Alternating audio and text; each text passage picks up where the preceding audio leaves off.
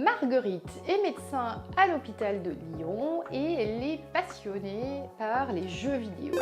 Elle se pose la question de pouvoir cumuler son exercice à l'hôpital avec une activité libérale. En tant que praticien hospitalier, peut-elle effectuer des remplacements par ailleurs ?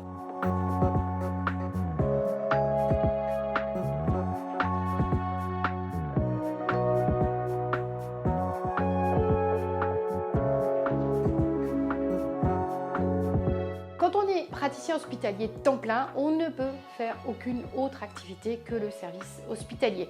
Ce n'est pas possible de cumuler avec aussi une autre rémunération d'une autre nature. Quand on est praticien hospitalier à temps partiel et qu'on a une activité en fait entre 50 et 90% d'activité hospitalière, on peut développer une activité privée qui est rémunérée en dehors des obligations de service et de l'établissement d'affectation. C'est possible uniquement si on a informé au préalable son employeur au moins 2 mois avant le début du démarrage de cette activité. C'est l'établissement de santé et le directeur de l'établissement de santé qui va autoriser ou pas la demande du médecin d'exercer un cumul de ces activités. Il y a, attention, une clause de non-concurrence qui va s'appliquer, qui est décidée par le directeur de l'établissement après avis de la commission médicale d'établissement. Et cette clause, en fait, elle s'applique dans un rayon de 10 km autour de l'activité hospitalière exercée. Et là aussi, ça dépend de la décision du directeur d'établissement de l'appliquer ou de ne pas l'appliquer. Donc, il faut envoyer la demande avec les endroits pour lesquels l'activité libérale va s'exercer, que ce soit des remplacements ou une activité privée en dehors de l'établissement de santé. Les internes et les assistants des hôpitaux ne peuvent pas avoir d'activité privée au sein de l'hôpital. Ils vont pouvoir aller remplacer dans des cabinets privés à l'extérieur de l'hôpital. Et il y a des conditions de formation. Donc, au moins 3 semestres validés, dont un stage ambulatoire de niveau 1. Il faut une licence de remplacement en cours de validité qui est délivrée par le Conseil de l'Ordre, donc c'est 1 an renouvelable.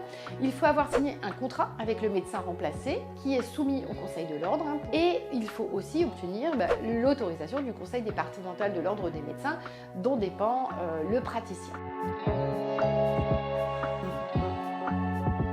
C'est 3 mois qui peut être renouvelable et l'interne remplaçant va pouvoir en fait effectuer tous les actes que le médecin remplacé effectue habituellement. Pendant le remplacement, le médecin remplacé, attention, doit cesser toute activité médicale libérale, sauf dérogation particulière de la part du Conseil de l'Ordre. Pour le médecin remplaçant, bien vérifier que cette activité est couverte. Pour le médecin remplacé, bien penser à demander l'attestation d'assurance en fait de la part du remplaçant. En première année, il a le droit de demander 30 jours par an non rémunérés pour pouvoir effectuer ses remplacements à l'extérieur de l'hôpital.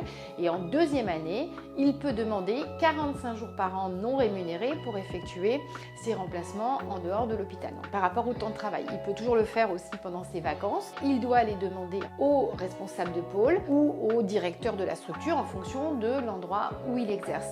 En conclusion, lorsque vous exercez à l'hôpital et que vous souhaitez avoir une activité libérale, en fonction de votre situation, il faut bien anticiper le projet et formuler votre demande auprès du directeur d'établissement qui sera le seul à pouvoir vous autoriser le cumul d'activités.